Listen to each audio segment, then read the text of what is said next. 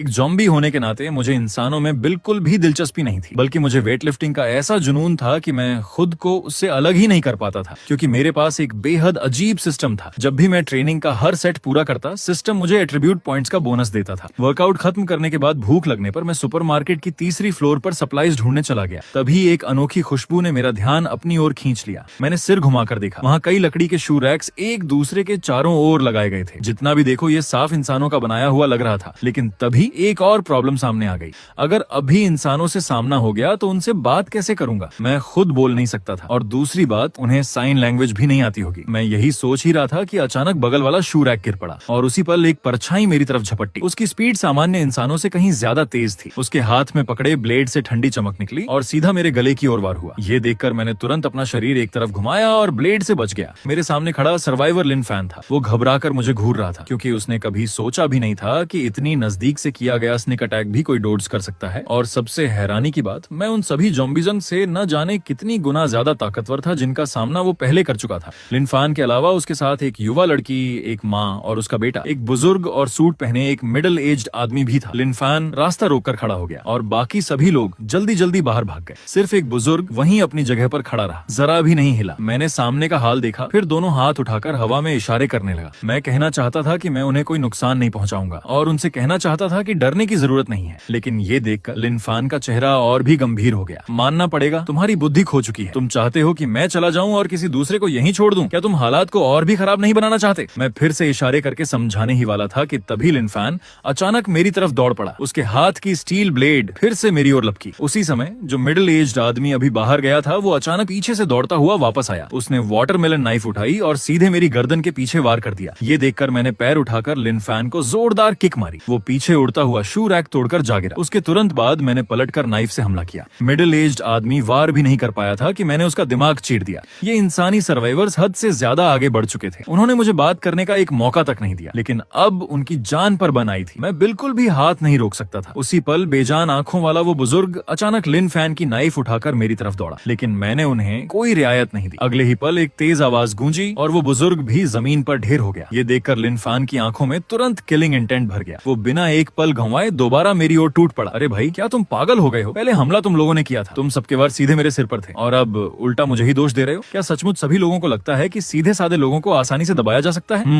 मैंने लिन फैन की कलाई पकड़ ली, दूसरा हाथ उसके सीने पर रखा और शोल्डर थ्रो मार दिया। अगले ही पल वो दूर जा गिरा। जमीन पर गिरते ही लिन फैन की आंखों के आगे अंधेरा छा गया। उसे ऐसा महसूस हुआ मानो किसी कार ने उसे टक्कर मार दी हो। टूटे हुए ग्लास के टुकड़ों ने उसके पूरे शरीर पर अनगिनत कट लगा दिए। आसपास के ज़ॉम्बीज़ ने खून की खुशबू सूंघ ली और फिर वे सब पागलों की तरह उसकी तरफ दौड़ पड़े। ये नजारा देखकर जैसे ही लियू वेइवेई जाने वाली थी, उसने सब कुछ देख लिया। लिन फैन जल्दी जल्दी भागा। मैं भी टूटी हुई खिड़की तक पहुंचा, नीचे झांक कर देखा। लिन फैन ने रास्ते में कई ज़ॉम्बीज़ को टक्कर मारते हुए आगे बढ़ा और अगले ही पल वो बिना कोई निशान छोड़े गायब हो गया। हालांकि उसकी ताकत मेरी जितनी नहीं थी, लेकिन वो आम इंसानों से कहीं ज्यादा ताकतवर था। क्या वही इस दुनिया का डेस्टिन्ड चाइल्ड हो सकता है? अब जब दुश्मनी बन ही चुकी है तो उसे पूरी तरह खत्म करना ही होगा। मैं नीचे कूदकर उसका पीछा करने ही वाला था कि तभी लियू वेइवेई बोली, मुझे पता है आप मेरी बात समझ सकते हैं, पहले मुझे खा लीजिए मेरे शरीर का मांस। लेकिन मैंने उसकी बात पर बिल्कुल ध्यान नहीं दिया। मैं सीधा नीचे जमीन पर कूद गया, फिर दोनों पैरों में जोर लगाया और उस इंसान का पीछा करने निकल पड़ा। आधा घंटा बाद मैं वापस सुपरमार्केट लौट आया। मुझे देखते ही लियू वेइवेई डर कर तुरंत पीछे हट गई, लेकिन उसे राहत मिली क्योंकि उसके साथ लिन फैन नहीं था। फिर मैंने मुंह खोला और हाथों से इशारे करने लगा, कभी उसकी तरफ इशारा करता तो कभी जमीन की तरफ। लियू वेइवेई मेरी बात पूरी तरह समझ नहीं पा रही थी, लेकिन उसे इतना महसूस हो रहा था कि मेरे इरादे बुरे नहीं थे, बस मेरा दिखना थोड़ा डरावना था। मिस्टर ज़ॉम्बी, आप चाहते हैं कि मैं यहीं रहूं, सही कहा ना? उसकी बात सुनकर मैंने संतुष्टि से सिर हिला दिया।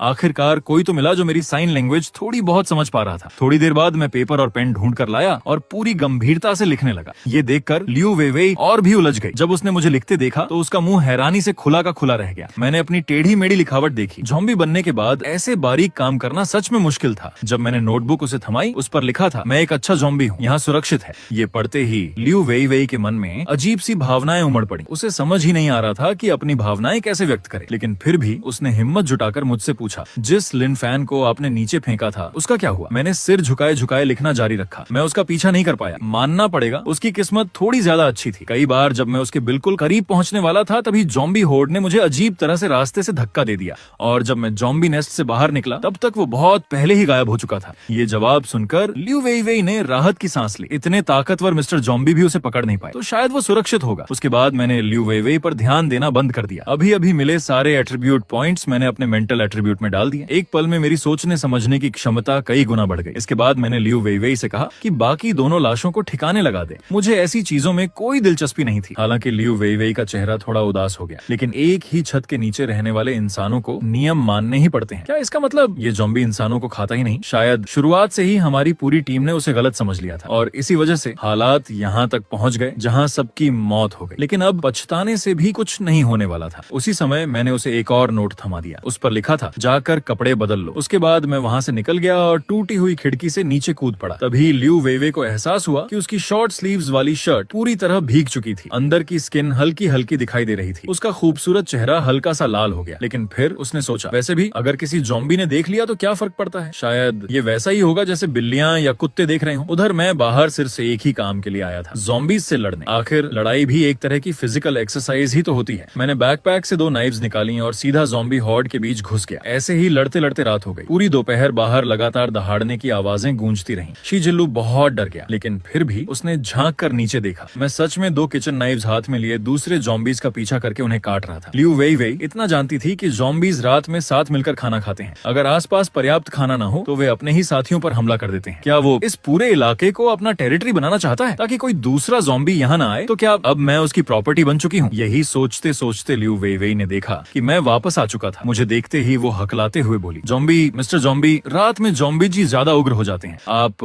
हमें नहीं खाएंगे ना? मैंने सिर हिलाया। मेरे मन में क्वेश्चन मार्क्स ही क्वेश्चन मार्क्स थे। फिर मैंने बैकपैक से हथेली जितना छोटा एक रेडियो निकाला और लियू वेइवेई के सामने रख दिया। रेडियो रखते ही उसमें एक गाना बजने लगा। अब पेश है सी स्काई स्काई। ये देखकर लियू वेइवेई और भी ज्यादा उलझ गई। कोई ज़ॉम्बी रेडियो भी इस्तेमाल करता है? करीब 10 मिनट तक गाना बजता रहा। फिर अचानक रेडियो रुक गया। सभी सर्वाइवर्स को नमस्कार, यह गैदरिंग पॉइंट नंबर 1 की रेडियो ब्रॉडकास्ट है। अब सुनिए ताजा समाचार। क्योटो रिसर्च टीम ने आर्टिफिशियल अवेकनिंग का तरीका खोज लिया है। अवेकनिंग सेरेमनी कल दोपहर आयोजित की जाएगी। सभी आम नागरिक स्वेच्छा से अवेकेंड पार्टिसिपेंट के रूप में रजिस्ट्रेशन कर सकते हैं। लगता है अवेकेंड लोग काफी पहले ही इस दुनिया में आ चुके थे, लेकिन इतनी कम अवधि में आर्टिफिशियल इंटरवेंशन के जरिए अवेकनिंग का तरीका खोज निकालना सच में रिसर्चर्स की तारीफ करनी पड़ेगी। और वो लिन फैन जरूर एक अवेकेंड होगा, बस उसका सही लेवल अभी पता नहीं था। इसके बाद मैं मेंस सेक्शन में गया। साफ कपड़ों का एक नया सेट पहनने के बाद मैंने लियू वेइवेई के लिए एक नोट छोड़ दिया। उस पर लिखा था, जल्दी आराम कर लेना, यहाँ सुरक्षित है। ये देखकर लियू वेइवेई के लिए मेरे सामने खड़े इस ज़ॉम्बी जेंटलमैन को समझना और भी मुश्किल हो गया। तुम तो सिर्फ एक ज़ॉम्बी हो, फिर भी अपीयरेंस का इतना ध्यान रखना क्या सच में जरूरी है? इसके बाद मैं दूसरी फ्लोर पर बने जिम में पहुंचा और एक 100 किलोग्राम की बारबेल के साथ वर्कआउट शुरू कर दिया। पूरी रात एक्सरसाइज करने के बाद आखिरकार मेरे स्टेटस पैनल के सभी एट्रीब्यूट्स पूरी तरह बदल चुके थे। इस समय मैं अपने शरीर में आए जबरदस्त बदलाव को साफ महसूस कर सकता था। मेरी आंखों के सामने की दुनिया धीमी होती हुई महसूस होने लगी। मैंने अंदाजा लगाया अब मैं एक साथ ऐसे 10 लोगों से भी लड़ सकता हूँ। कल रात मैंने खुद को अच्छी तरह टेस्ट कर लिया। अब सिटी सेंटर जाकर हालात देखने का समय आ गया है। उधर सिटी सेंटर के पास एक ऑफिस बिल्डिंग के अंदर 5 लोगों की एक टीम इकट्ठा थी। इस टीम के सभी सदस्य अवेकेंड थे। कैप्टन कल चाओ जो इन्फॉर्मेशन लेकर आया था उसी स्पेशल ज़ॉम्बी के बारे में, वो यहीं आसपास होना चाहिए, लेकिन अभी तक मुझे कोई असामान्य प्रेजेंस महसूस नहीं हुई। कैप्टन कहलाने वाले युवा का चेहरा गंभीर था। स्पेशल ज़ॉम्बीज में अब इंटेलिजेंस इवॉल्व हो चुकी है। उन्हें पकड़ना इतना आसान नहीं होगा, लेकिन वो बेहद इंपॉर्टेंट रिसर्च मटेरियल है। उसे हर हाल में वापस ले जाना होगा। उसी समय नीचे बिनोक्यूलर से निगरानी कर रहा एक टीम मेंबर अचानक उत्साहित होकर चिल्लाया, कैप्टन सड़क पर बैकपैक पहने एक ज़ॉम्बी दिखाई दिया है। चलते हुए वो लगातार आसपास का निरीक्षण कर रहा है। लगता है वही हमारा मिशन टारगेट है और वो लगभग यहाँ पहुंच चुका है। इस अवेकेंड स्क्वाड को अच्छी तरह पता था कि उनके सामने मौजूद ज़ॉम्बी कम से कम कैप्टन लेवल का था। साधारण फायर आर्म्स उसे जानलेवा डैमेज नहीं पहुंचा सकते थे। इसलिए टीम के एक सदस्य ने अपना आरपीजी रॉकेट लॉन्चर निकाल लिया। ऊपर से सिर्फ इतना आदेश मिला है कि जहां तक हो सके उसे जिंदा पकड़ना।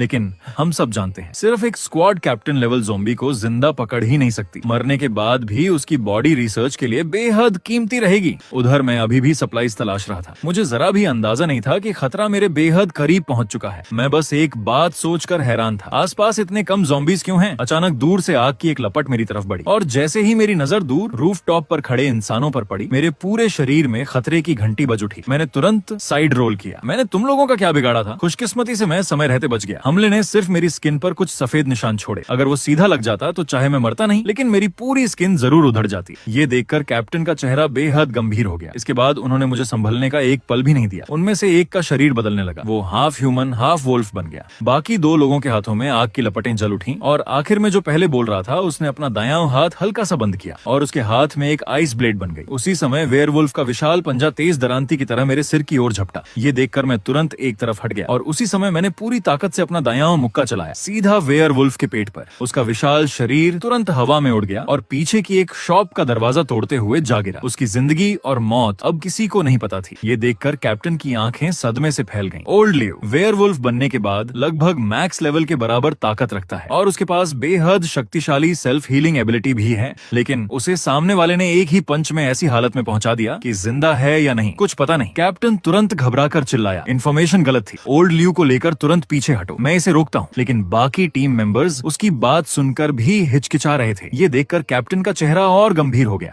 जल्दी जाओ, हर हाल में ये इन्फॉर्मेशन वापस पहुंचनी चाहिए। इस ज़ॉम्बी की ताकत कैप्टन लेवल नहीं है, सही कहूँ तो बहुत मुमकिन है कि ये कमांडर लेवल का हो। हम सब मिलकर भी इसका मुकाबला नहीं कर सकते। उधर मैं भी उन्हें ध्यान से देखने लगा। स्पष्ट था बोलने वाला ही इस टीम का लीडर था। ये आदमी कल वाले लड़के से कहीं बेहतर है और ये सभी अवेकेंड है। कोई हैरानी नहीं कि ये लोग खुलेआम बाहर घूमने की हिम्मत रखते हैं। मैंने कुछ पल सोचा, फिर फैसला कर लिया, इन सबको यहीं खत्म कर दूंगा, क्योंकि अब मैं एक ज़ॉम्बी था। चाहे इंसानों के प्रति कितना भी फ्रेंडली रहूं, इस बात की कोई गारंटी नहीं थी कि सामने वाले के मन में मेरे लिए कोई बुरी नीयत नहीं होगी। ऊपर से स्नेक अटैक भी उन्होंने ही पहले किया था। मेरा स्वभाव इतना अच्छा भी नहीं था कि कोई मुझ पर हमला करे और मैं मुस्कुराते हुए उसे छोड़ दूं। अगले ही पल मेरा शरीर बिजली की तरह आगे बढ़ा। मैं सीधा आग इस्तेमाल करने वाले एक आदमी की ओर झपटा, लेकिन कैप्टन ने ये देखते ही गुस्से से दहाड़ लगाई। उसकी स्पीड अचानक कई गुना बढ़ गई। उसने आइस ब्लेड उठाई और पूरी ताकत से मेरे सिर के पीछे वार किया। जैसे ही मैंने उस आइस ब्लेड को पकड़ा, उसकी ठंडक ने तुरंत मेरी मूवमेंट को धीमा कर दिया। मैं कुछ समझ पाता उससे पहले एक और फ्लेम मेरी तरफ आ गई।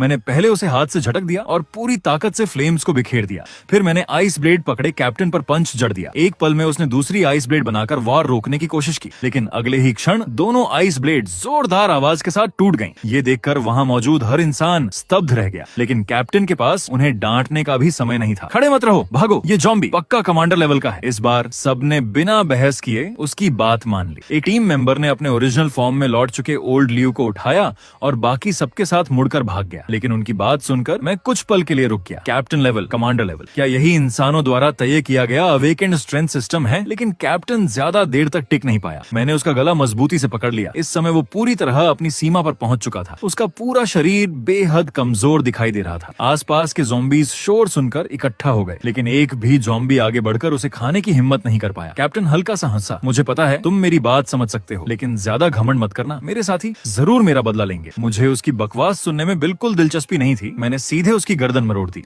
फिर उसकी बॉडी को बेपरवाही से ज़ॉम्बी होर्ड की तरफ फेंक दिया। तब तक बाकी 3 टीम मेंबर्स कई गलियां पार कर चुके थे और जाकर अपनी फीमेल टीम मेंबर से दोबारा मिल गए। हालांकि इस फीमेल टीम मेंबर भी एक अवेकेंड थी, लेकिन उसकी एबिलिटी सपोर्ट टाइप की थी। उसकी परसेप्शन एबिलिटी ज्यादा मजबूत नहीं थी, इसी वजह से वो ज़ॉम्बी सीज में शामिल नहीं हुई थी। जैसे ही उसने टीम मेंबर्स को वापस आते देखा, उसके चेहरे पर घबराहट साफ दिखाई देने लगी। कैप्टन कहाँ हैं? कैप्टन अभी तक वापस क्यों नहीं आए? एक टीम मेंबर ने सिर झुकाकर कहा। वो ज़ॉम्बी बहुत ज्यादा ताकतवर था, कैप्टन शायद हमारे पीछे रुककर हमें कवर दे रहे हैं। ये कहते हुए उसने शर्म से अपना सिर और नीचे कर लिया। उधर ह्यूमन स्क्वाड के कैप्टन को खत्म करने के बाद मुझे सिस्टम से 10 एट्रीब्यूट पॉइंट्स मिले। सच में जितनी कठिन बैटल होती है उतनी ही आसानी से एट्रीब्यूट पॉइंट्स मिलते हैं। तभी एक विशालकाय आकृति ने मेरा रास्ता रोक लिया। उसके हाथ में अभी अभी भागे हुए ह्यूमन स्क्वाड की लाशें थीं। उसने उन्हें उठाकर सीधे मेरे सामने फेंक दिया। हालांकि उसकी दहाड़ पूरी तरह चुनौती से भरी हुई थी, लेकिन हैरानी की बात यह थी कि मैं उसकी बात समझ पा रहा था। वो मुझे अपना बॉस मानकर ज्वाइन करना चाहता था। मैंने अपनी ठुड्डी सहलाई और सामने खड़े 2 मीटर से भी ऊंचे उस विशाल ज़ॉम्बी को ऊपर से नीचे तक देखा। उसके कुछ समझने से पहले ही मैंने अचानक उसकी पिंडली पकड़ ली और उसे उठाकर धड़ाम से जमीन पर पटक दिया। शुरुआत में वो विशाल ज़ॉम्बी गुस्से से पागल हो गया। वो पूरी ताकत से विरोध करने लगा, लेकिन कुछ ही देर संघर्ष करने के बाद उसे समझ आ गया कि वो मेरा मुकाबला नहीं कर सकता। उसकी दहाड़ धीरे धीरे दया की गुहार में बदल गई। उधर गैदरिंग पॉइंट नंबर 3 में जो 5 लोगों की स्क्वाड मुझ पर हमला करने आई थी, उसमें से सिर्फ एक सदस्य गंभीर रूप से घायल हालत में वापस लौटा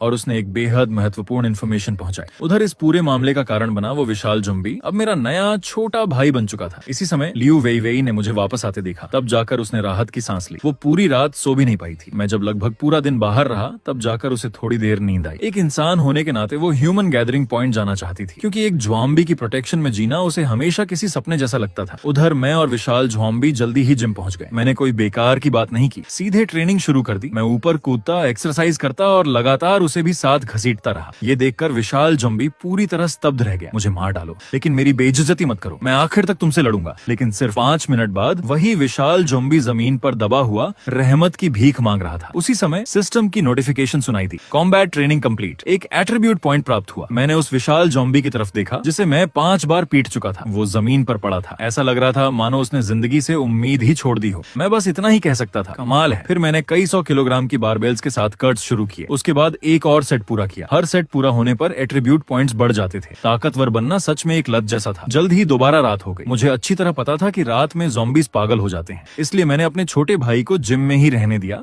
और खुद अकेला सुपरमार्केट की तीसरी फ्लोर पर लौट आया। मैंने एक नोट लिखा और लियू वेई वेई की तरफ फेंक दिया। उस पर लिखा था, कल हम दूसरी जगह शिफ्ट होंगे। लियू वेई वेई ने सिर हिलाया। ठीक है, सब लोग मिस्टर ज़ॉम्बी की बात मानेंगे। असल में शिफ्ट होने की वजह ये थी कि मीट मेरी उम्मीद से कहीं तेजी से खत्म हो रहा था। जैसे जैसे मेरी ताकत बढ़ रही थी, मुझे रॉ मीट भी पहले से ज्यादा चाहिए था। तभी एक मिडिल एज्ड महिला घबरा कर बोली, नहीं, मैं यहाँ से नहीं जा सकती। अगर मैं चली गई तो मेरे बच्चे का फॉर्मूला मिल्क कौन लाएगा? मेरा बच्चा अभी सिर्फ 5 महीने का है। उस महिला ने पूरी हिम्मत जुटाई, तभी जाकर मेरी फीकी आंखों में देखने की हिम्मत कर पाई। लेकिन मैंने सिर्फ एक बार उसकी तरफ देखा। फिर मैंने एक और नोट लिखा और लियू वेई वेई को दे दिया। उसने पढ़कर कहा, मिस्टर ज़ॉम्बी कह रहे हैं तुम लोग यहीं रह सकते हो, कम से कम फिलहाल यह जगह सुरक्षित है। महिला ने तुरंत पूछा, अगर आप नहीं होंगे तो हमारी सुरक्षा कौन करेगा? तभी लियू वेई वेई बोली, दीदी जरा सोचिए, अब कौन सा समय चल रहा है? क्या आप सच में उम्मीद कर रही हैं कि एक ज़ॉम्बी आपकी रक्षा करेगा? अगर कोई दूसरा ज़ॉम्बी होता तो अब तक हम सबको जिंदा खा चुका होता। मैंने उनकी बातों पर कोई ध्यान नहीं दिया। मैं मुड़ा और नीचे चला गया। महिला अभी भी कुछ कहना चाहती थी, लेकिन लियू वेई वेई तुरंत आगे बढ़ी और उसका मुंह बंद कर दिया। बस अब एक शब्द भी मत बोलो। अगर मिस्टर ज़ॉम्बी नाराज हो गए तो हम सबको खा जाएंगे। महिला ने उसका हाथ झटक दिया। उसकी आंखें लाल हो चुकी थीं। मैं सिर्फ इतना चाहती हूँ कि मेरा बच्चा जिंदा रहे। ये सुनकर लियू वेई वेई का दिल भी पिघल गया। अचानक जोरदार धमाका हुआ। टूटी हुई खिड़की के सामने रखा शू कैबिनेट उड़ गया। एक विशाल ज़ॉम्बी सीधे खिड़की से अंदर घुस आया। उसके नुकीले पंजे बिजली की तरह चमक के। अगले ही पल जमीन पर बैठी मिडिल एज्ड महिला उसके पंजों से आर पार हो गई। उसने अपने बच्चे को बचाने के लिए उसे कसकर सीने से लगा लिया, लेकिन ज़ॉम्बी का पंजा उसकी पीठ चीरता हुआ सीने से बाहर निकल आया। बस बच्चा बाल बाल बच गया। इसके बाद ज़ॉम्बी ने महिला की लाश को धीरे धीरे ऊपर उठा लिया। प्लीज। लेकिन जैसे ही विशाल ज़ॉम्बी अगला कदम उठाने वाला था, एक आकृति उससे भी तेज स्पीड से वहां पहुंची। सिर्फ एक और विशाल ज़ॉम्बी दूर जा गिरा। मैंने उसके सामने खड़े ज़ॉम्बी को देखा। वो दिन के मुकाबले पूरी तरह बदल चुका था, पहले से कहीं ज्यादा उग्र और अराजक। क्या यही उस अजीब डेंजर सेंस की वजह है? लेकिन मैंने उसे कुछ भी समझाने का मौका नहीं दिया। पहले मैंने उसके सिर पर जोरदार पंच मारा, फिर उसे जमीन पर दबाकर लगातार मुक्के बरसाने लगा।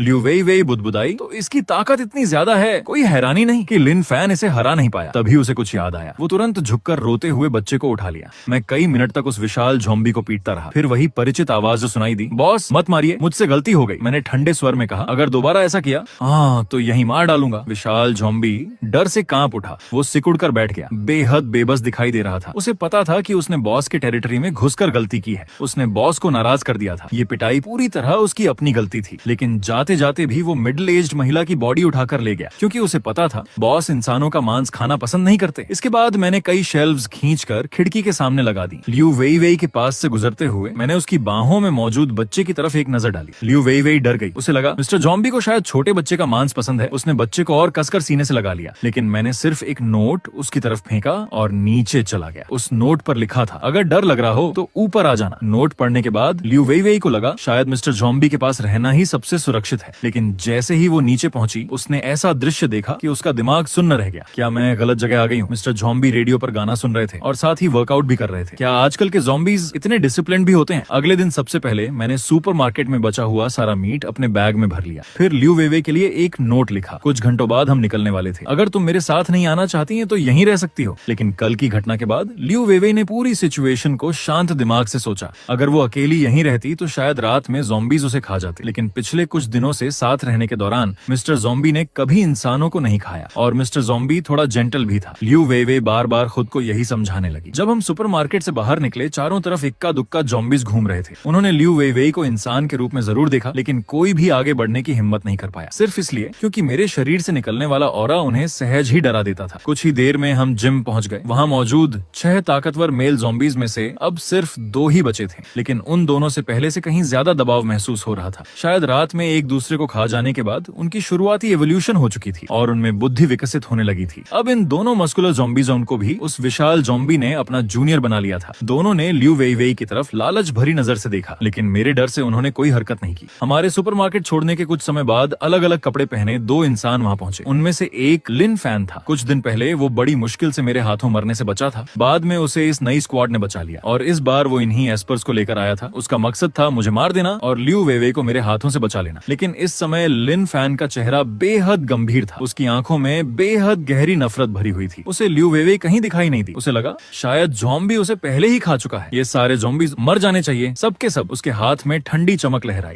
उसका शरीर धुंधला हुआ और वो बिजली की रफ्तार से सुपरमार्केट के अंदर घुस गया। जहां जहां से वो गुजरा, हर ज़ॉम्बी सिर्फ एक वार में मारा गया। जब बाकी टीम मेंबर्स उसे रोकना चाहते थे तो कैप्टन ने उन्हें रोक दिया। वो बहुत दिनों से खुद को दबाए हुए था। उसे थोड़ा गुस्सा निकाल लेने दो। उधर हम उस 24 आवर जिम में पहुंच चुके थे जो मुझे कल मिला था। जिम के लॉकर रूम में ल्यू वेइवेई और बाकी महिलाओं ने पहले ही अपना नया बेस बना लिया था। धीरे धीरे आसमान फिर से अंधेरा होने लगा और अपने छोटे भाइयों को रात की पागलपन भरी हालत से बचाने के लिए मैं ल्यू वेइवेई के कमरे के बाहर ही वर्कआउट कर रहा था। तभी अचानक रेडियो पर एक इमरजेंसी ब्रॉडकास्ट सुनाई दी। क्योटो गैदरिंग पॉइंट नंबर 3 में स्पेशल स्पीसीज ज़ॉम्बीज़ दिखाई दिए हैं। सभी गैदरिंग पॉइंट्स और सर्वाइवर्स ध्यान दें। कभी भी ज़ॉम्बीज़ पर भरोसा मत कीजिए। वे अब पहले की तरह माइंडलेस मॉन्स्टर्स नहीं रहे। वे अब हमारी रेस का हिस्सा नहीं है। एकजुट रहिए। क्योटो रिसर्च टीम ने अवेकेंड लोगों के लिए विशेष कल्टीवेशन मेथड विकसित कर ली है। कुछ खास तरीकों से अननोन फैक्टर्स को सक्रिय रूप से एब्जॉर्ब किया जा सकता है, जिससे एक्स्ट्रा ऑर्डिनरी एबिलिटीज और भी मजबूत हो जाती हैं। हालांकि इस प्रक्रिया में कुछ जोखिम भी है। ये ब्रॉडकास्ट सुनने के बाद मैंने 2 निष्कर्ष निकाले। पहला, कमांडर लेवल ज़ॉम्बीज़ अब इंसानों से सामान्य तरीके से बात कर सकते हैं। हालांकि मेरी ताकत अब टियर 2 के बराबर थी, लेकिन सिस्टम के अनुसार मैं अभी भी केवल फर्स्ट स्टेज में था। दूसरा, इंसान भी कुछ खास तरीकों से अननोन फैक्टर्स को अब्सॉर्ब कर सकते हैं और इसी तरह अपनी ताकत और एक्स्ट्रॉर्डिनरी एबिलिटीज को लगातार बढ़ा सकते हैं। उधर ये खबर सुनकर ल्यू वेइवे ने मेरी तरफ उलझन भरी नजर से देखा। मिस्टर ज़ॉम्बी, क्या ये सब सच में हो रहा है? वो पूरी तरह हैरान थी। तभी दूर से एक तेज दहाड़ सुनाई दी। मैं खिड़की तक गया और नीचे झांका। वाह, मेरा नंबर 1 छोटा भाई अपने पीछे 10 से ज्यादा ज़ॉम्बीज़ लेकर दौड़ रहा था। उन सभी की शक्लें बेहद अजीब थीं। साफ था ये सभी इवॉल्व्ड ज़ॉम्बीज़ थे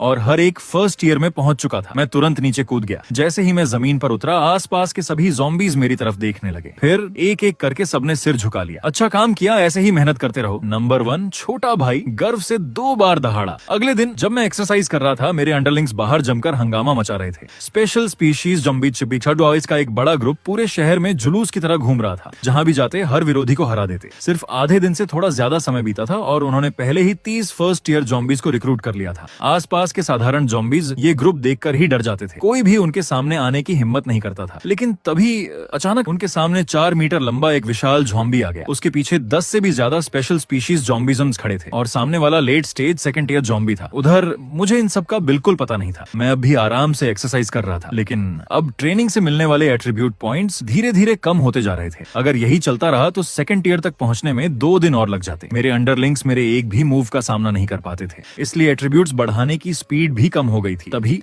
मुझे एक जानी पहचानी दहाड़ सुनाई दी। मैंने मुड़कर देखा, वो दोनों मस्कुलर ज़ॉम्बीज़ मेरी तरफ भागे चले आ रहे थे। भागते भागते मदद के लिए चिल्ला रहे थे, बॉस नंबर 1 मुसीबत में है। ये सुनकर मैं बेवजह ही खुश हो गया। तो इसका मतलब उसे अपने से भी ताकतवर ज़ॉम्बी मिल गया। बढ़िया, मुझे भी एक अच्छा पंचिंग बैग चाहिए था। उधर विशाल ज़ॉम्बी ने नंबर 1 के सिर को मुर्गी के बच्चे की तरह पकड़ रखा था। वो उसे अपना अंडरलिंग बनाना चाहता था, लेकिन नंबर 1 ने साफ मना कर दिया। ये देखकर विशाल ज़ॉम्बी ने फिर से पंच उठाया। उसी समय एक आकृति बिजली जैसी स्पीड से वहां पहुंची। उसकी दहाड़ सुनकर आसपास के सभी ज़ॉम्बीज़ कांप उठे। मेरे छोटे भाई को मारने की हिम्मत की है तो मरने के लिए तैयार हो जाओ। अगले ही पल मैं पूरे जोर से विशाल ज़ॉम्बी से टकरा गया। मैं बस एक कदम पीछे हटा, लेकिन उस विशाल ज़ॉम्बी का दायां हाथ पूरी तरह धंस गया। छिपा हुआ नुकसान उठाकर वो गुस्से से आग बबूला हो गया। शुरुआत में हम दोनों बराबरी से लड़ रहे थे, लेकिन सिस्टम लगातार नोटिफिकेशंस भेज रहा था। हर बैटल के साथ मेरे एट्रीब्यूट्स लगातार बढ़ते जा रहे थे। उधर विशाल ज़ॉम्बी की हालत हर पल और खराब होती जा रही थी। अचानक उसने पूरी ताकत लगा दी। मुझे लगा अब वो जान की बाजी लगा देगा, लेकिन आखिर में वो कायर निकला। सीधे मुड़कर भाग गया। उसके बाकी फॉलोअर्स भी चारों तरफ भाग निकले, लेकिन मैंने उनका पीछा नहीं किया। एक वजह थी लगातार लड़ाई के बाद लगी तेज भूख, और दूसरी वजह सुबह रेडियो पर मिली वार्निंग। जब तक ये पता न हो कि सामने वाले ने कहीं एम्बश तो नहीं लगाया, तब तक सावधानी ही सबसे अच्छा विकल्प है। आखिर अब ज़ॉम्बीज़ पहले से कहीं ज्यादा बुद्धिमान हो चुके थे। इसके बाद मैं बुरी तरह घायल नंबर 1 को उठाकर बेस वापस ले आया। उसी से मुझे पता चला उस विशाल ज़ॉम्बी का भी एक बॉस है, और उसका बॉस बहुत संभव है कि थर्ड रियलम का ज़ॉम्बी हो। उधर मॉल के दूसरी तरफ वही विशाल ज़ॉम्बी एक छोटे कद वाले ज़ॉम्बी के सामने घुटनों के बल बैठा था। तुम कहना चाहते हो एक बेहद अजीब ज़ॉम्बी सामने आया और तुम हार गए? ऐसी हालत में मैं अभी अपने मास्टर का साथ नहीं छोड़ सकता। तुम सेकंड ईयर ज़ॉम्बीज़ में से आधे को साथ ले जाओ। जल्दी जाओ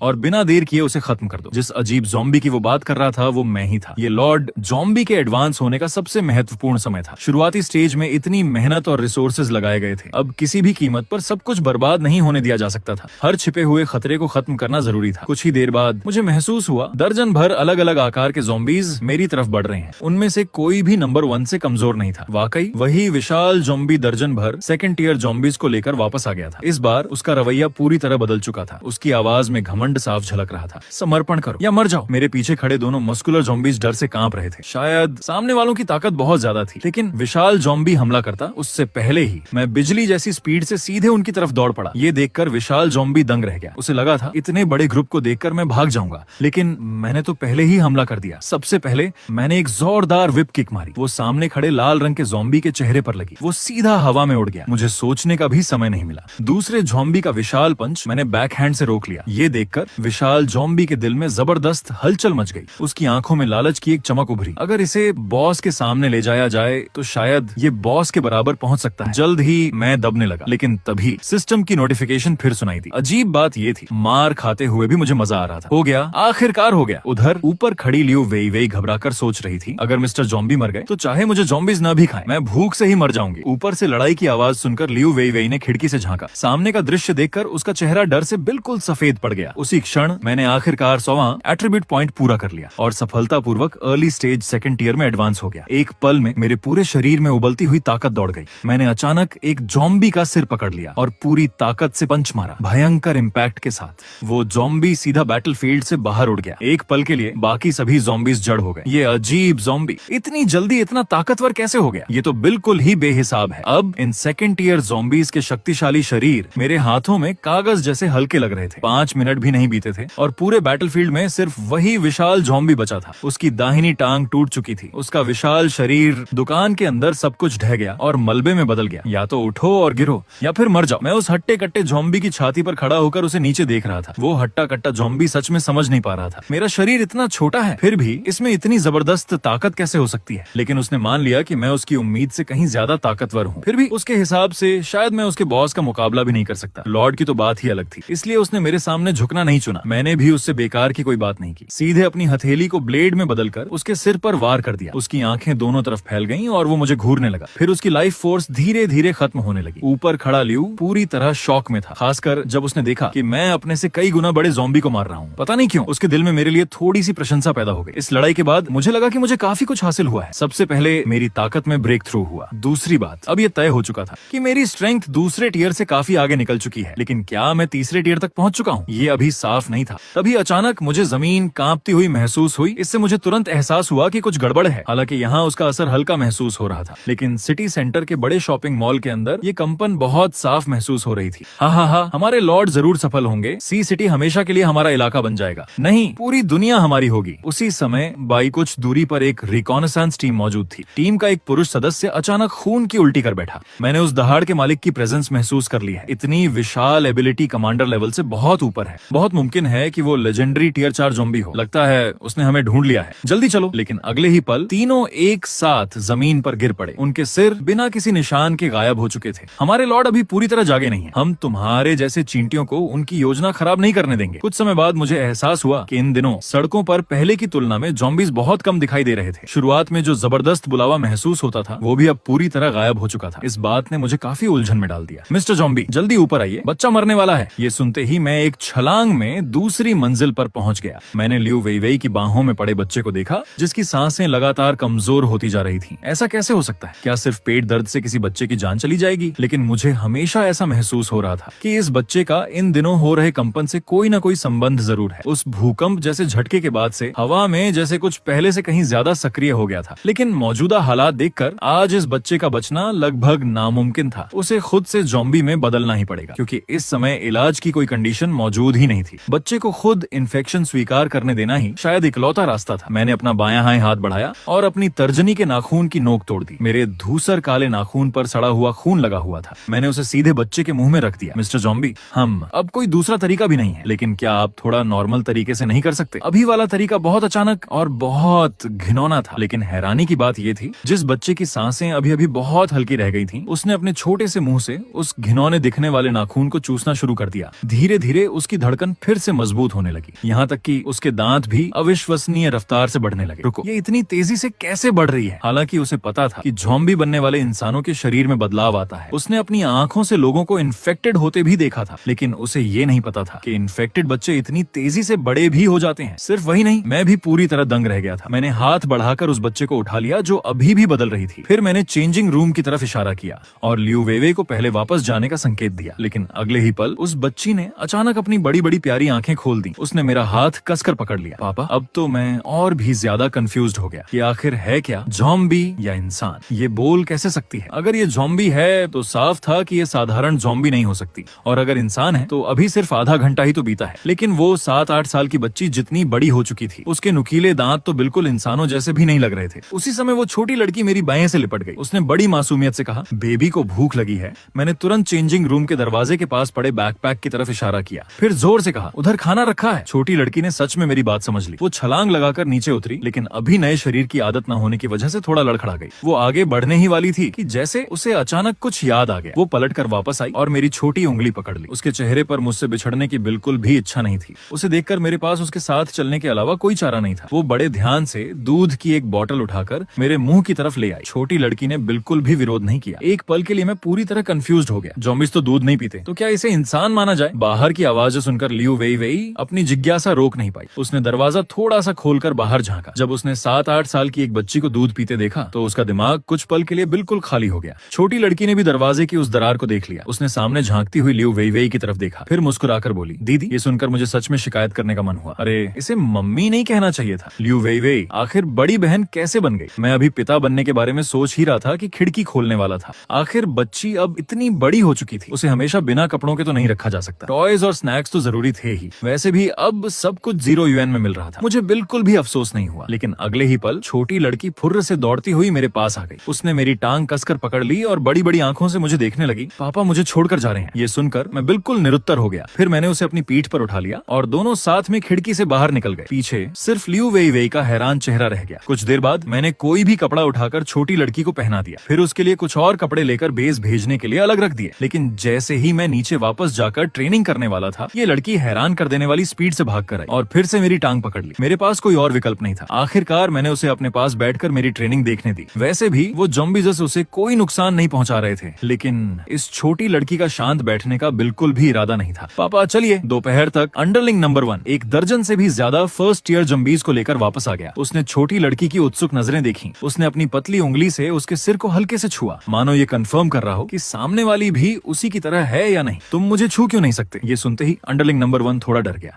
और तुरंत अपनी उंगली पीछे खींच ली। ये लड़की इतनी साफ साफ बातें कैसे कर सकती है? हो सकता है वो बहुत ताकतवर ना हो, लेकिन एक बात पक्की थी, उसके शरीर से एक जानी पहचानी ऑरा निकल रही थी। अंडरलिंग नंबर 1 ने बड़ी बड़ी आंखों से मेरी तरफ देखा, जो अभी भी ट्रेनिंग कर रहा था। क्या ज़ॉम्बीज़ के भी बच्चे हो सकते हैं? इस सवाल ने उसका सीपीयू पूरी तरह बर्न आउट कर दिया। मैंने बड़े और छोटे की इस बातचीत पर बिल्कुल ध्यान नहीं दिया। मैंने सीधे अंडरलिंग नंबर 1 को आदेश दिया कि वो ज़ॉम्बीज़ को साथ लेकर जाए और कुछ स्नैक्स और टॉयज ढूंढकर वापस लाए। ज्यादा समय नहीं लगा। अंडरलिंग नंबर 1 कुछ चीजें उठाकर वापस आ गया। उसने एक बुरी तरह घायल ज़ॉम्बी डॉग छोटी लड़की के सामने फेंक दिया। इस ज़ॉम्बी डॉग को पकड़ने में अंडरलिंग नंबर 1 को काफी मेहनत करनी पड़ी थी। ज़ॉम्बी डॉग का आकार बड़े कुत्तों से भी बड़ा था। उसका मुंह बेहद नुकीले और खतरनाक दांतों से भरा हुआ था। ये देखकर मैं पूरी तरह स्पीचलेस रह गया। क्या ये बच्चों के खेलने की चीज है? मैं अभी अपने अंडरलिंग को डांटने ही वाला था, तभी मैंने देखा छोटी लड़की खुशी खुशी ज़ॉम्बी डॉग के कान थपथपा रही थी। ज़ॉम्बी डॉग गुस्से से दहाड़ा और उसे काटने के लिए झपटा। डॉगी, तुम बहुत बदमाश हो। छटाक! छोटी लड़की ने नाक सिकोड़ते हुए एक जोरदार थप्पड़ जड़ दिया। ज़ॉम्बी डॉग उसी थप्पड़ से पूरी तरह चकरा गया। उसका जबड़ा भी टेढ़ा हो गया। उसने सामने उस छोटी लड़की को देखा जो अब उससे भी ऊंची लग रही थी। ज़ॉम्बी डॉग को तो अपनी पूरी डॉग लाइफ पर ही शक होने लगा।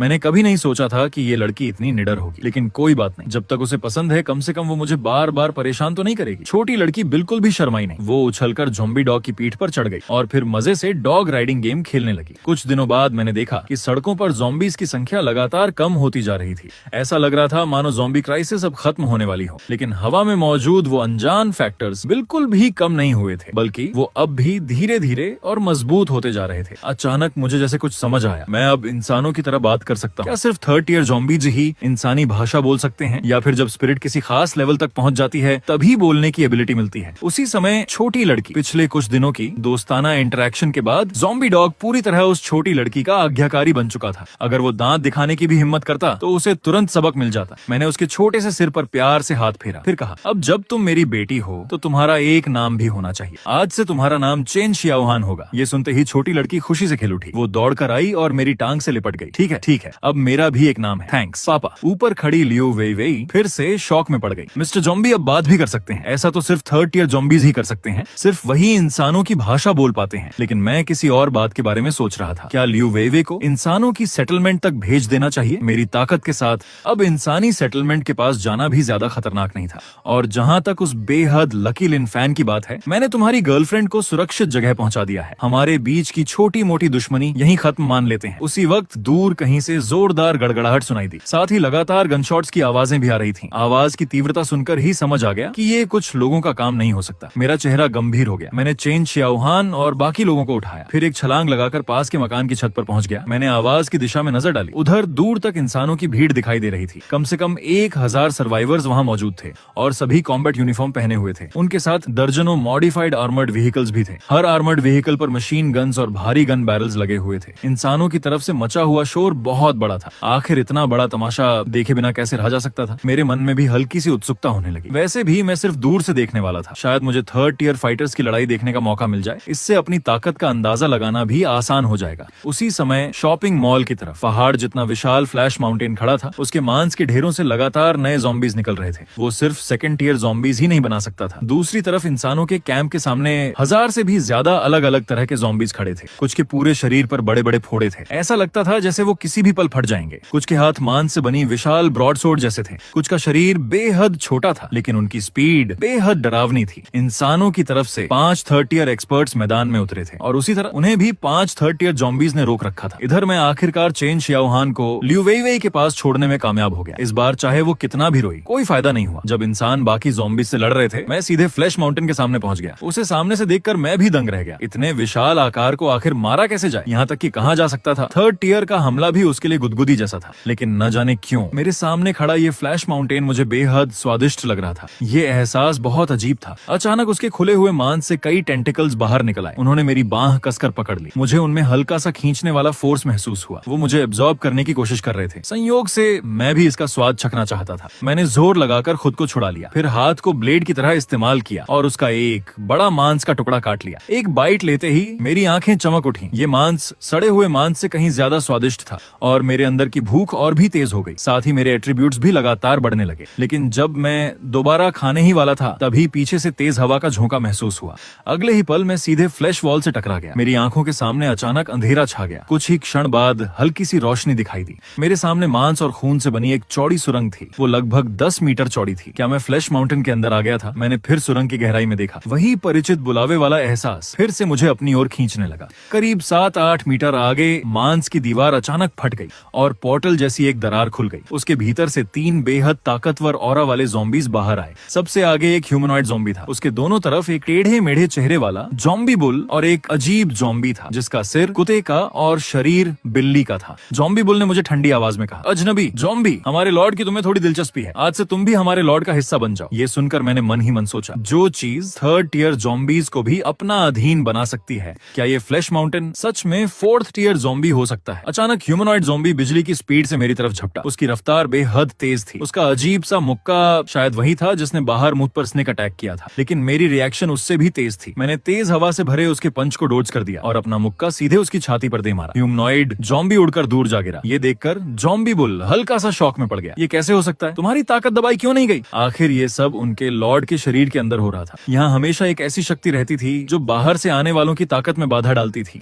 असल में शुरुआत में मैंने भी उस ताकत को महसूस किया था, लेकिन वो शक्ति मेरे शरीर की स्किन तक नहीं भेज सकी, इसलिए मैंने उसकी बिल्कुल परवाह नहीं की। उसी समय कुत्ते के सिर और बिल्ली के शरीर वाला ज़ॉम्बी कुछ समझ गया। अब समझ आया हमारे लॉर्ड ने तुम्हें दिलचस्पी क्यों दिखाई। अचानक मैं मुस्कुराया और उन तीनों ज़ॉम्बीज को देखने लगा। अगर तुम्हारी ताकत भी दब चुकी है तो तुम तीनों काफी अच्छे सैंडबैग्स साबित होंगे। ह्यूमनॉइड ज़ॉम्बी फिर से खड़ा हो गया। उसने अपनी धंसी हुई छाती की तरफ देखा। मैं मानता हूँ अभी मैं लापरवाह था, लेकिन क्या तुम्हें सच में लगता है कि तुम हमारा मुकाबला कर सकते हो? एक साथ हमला करो, इसे मार डालो। उधर फ्लैश माउंटेन के बाहर किसी को भी अंदर चल रही लड़ाई के बारे में कुछ पता नहीं था। बाहर 5 कमांडर्स और 5 3rd टियर ज़ॉम्बीज काफी देर तक लड़ते रहे। आखिरकार 3 3rd टियर ज़ॉम्बीज आग में जलकर राख हो गए। बाकी बचे 2 ज़ॉम्बीज ने एक दूसरे की तरफ हैरानी से देखा। उन्हें बिल्कुल उम्मीद नहीं थी कि इंसानों का 3rd टियर एक्सपर्ट अपनी एबिलिटी को इस लेवल तक विकसित कर चुका होगा। दोनों तुरंत मुड़े और फ्लैश माउंटेन की तरफ भाग गए। कमांडर्स ने एक दूसरे की तरफ देखा और थोड़ी देर चर्चा की। आखिर उन्होंने फैसला किया कि 4th टियर ज़ॉम्बी को मारने के लिए उसके अंदर जाना होगा। इधर फ्लैश माउंटेन के अंदर मैंने जमीन पर पड़े तीनों ज़ॉम्बीज की लाशों की तरफ देखा। किसी का सिर पूरी तरह चकनाचूर हो चुका था तो किसी का शरीर बीच से फट गया था। फिर मैंने अपनी धंसी हुई छाती की तरफ देखा। मैंने मैंने आराम से दीवार से मांस का एक टुकड़ा तोड़ा और सीधे मुंह में डाल लिया। अकेले एक 3rd टियर ज़ॉम्बी मुझसे कमजोर था, लेकिन तीनों मिलकर मेरे लिए फिर भी कुछ हद तक खतरा पैदा कर सकते थे। खुशकिस्मती से मैं लड़ाई के दौरान लगातार मजबूत होता जाता हूँ, वरना आखिर जीत किसकी होती ये कहना मुश्किल था। मैं कई 100 मीटर आगे बढ़ता गया, तभी मेरे सामने फिर वही 3 परिचित चेहरे आ गए। मैंने उन्हें देखकर हल्की हैरानी से कहा, तुम लोग फिर से जिंदा हो गए? ह्यूमनॉइड ज़ॉम्बी हंस पड़ा। मैं मानता हूँ कि तुम ताकतवर हो और काफी स्पेशल भी हो, लेकिन बस इतना ही, हम अमर हैं। हर बार मरने के बाद हमारे लॉर्ड हमें और भी ज्यादा ताकत देते हैं। मैं तुम्हें एक और मौका देता हूँ, हमारे लॉर्ड के सामने समर्पण कर दो,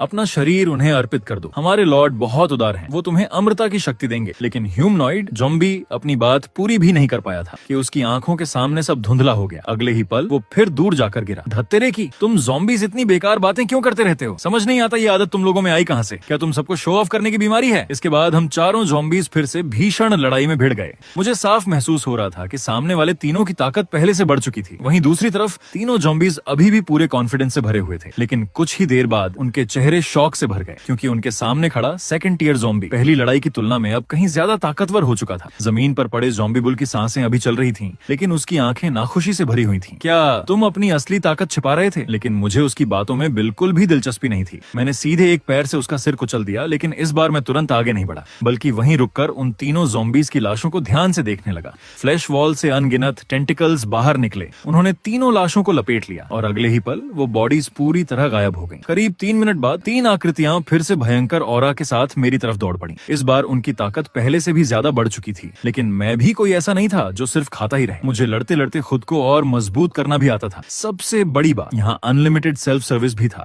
और एक ऐसा ट्रेनिंग रूम जहाँ मॉन्स्टर्स कभी खत्म ही नहीं होते थे। ऐसी जगह को मैं भला कैसे छोड़ सकता था? लेकिन जब उन तीनों ने मेरी तरफ देखा तो इस बार वो मुझसे भी ज्यादा शौक में पड़ गए, क्योंकि मैं भी पहले से ज्यादा ताकतवर हो चुका था। एक और भीषण लड़ाई शुरू हुई। कुछ देर बाद मरने से पहले ह्यूमनॉइड ज़ॉम्बी की आंखें शौक से भरी हुई थीं। उसकी शुरुआती तिरस्कार भरी नजरें अब पूरी तरह गायब हो चुकी थीं। हमारे लॉर्ड ने तो हमें पहले से ज्यादा ताकत दी थी, फिर तुम्हारी ताकत मुझसे भी तेज कैसे बढ़ रही है? मैंने बस बिना किसी भाव के उसकी तरफ देखा और शांत आवाज में कहा, ऐसा है क्या? शायद तुम लोग ही बहुत कमजोर हो। इतना कहकर मैंने ज़ॉम्बी बुल की बॉडी का एक हिस्सा फाड़ लिया और वहीं बैठकर उसे खाना शुरू कर दिया। लेकिन अजीब बात थी, इसका स्वाद बिल्कुल फ्लैश माउंटेन के मांस जैसा था। क्या ये सारे ज़ॉम्बीज़ यहीं के मांस से बनाए गए हैं? उसी समय दूसरी तरफ 3 पुरुष और एक महिला, यानी चारों कमांडर्स साथ बैठकर आराम कर रहे थे। चारों की नजरें सामने टिकी हुई थीं। उनके दिलों में धीरे धीरे निराशा घर करने लगी। फ्लैश माउंटेन के अंदर आने के बाद न सिर्फ उनकी ताकत दबा दी गई थी, बल्कि उन्हें 2 ऐसे ज़ॉम्बीज़ ने हमला करके रोक रखा था जो बार बार जिंदा हो जाते थे। शुरुआत में उन्होंने फ्लैश वॉल को तोड़कर बाहर निकलने की कोशिश की, लेकिन चाहे जितनी कोशिश कर लें वो उसे खोल ही नहीं पाए।